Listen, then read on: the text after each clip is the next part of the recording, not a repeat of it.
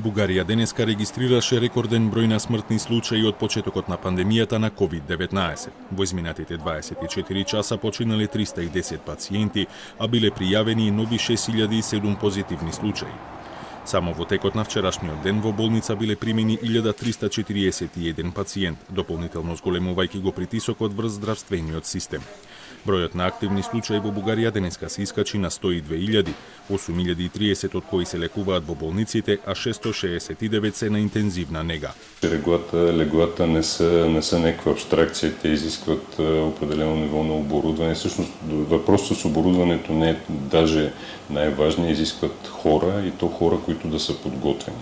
Со само 1 од 4 возрастни граѓани вакцинирани, Бугарија ја има најниската стапка на вакцинација во Европската унија.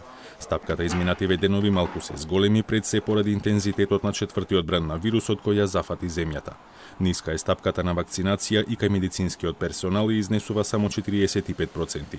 Министерот за здравство оцени дека ситуацијата е критична и побара национална мобилизација. Им порача на граѓаните да се вакцинираат, но отпорот кај нив обстојува и протестите против новите мерки за невакцинираните продолжуваат.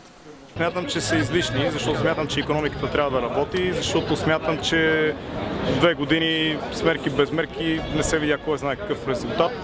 Не смятам, че трябва да затваряме 7 милиона, да дискриминираме хората. Четвртиот бран кој ја зафати Бугарија следуваше по мирното лето, релаксираните мерки и опуштеното однесување на граѓаните.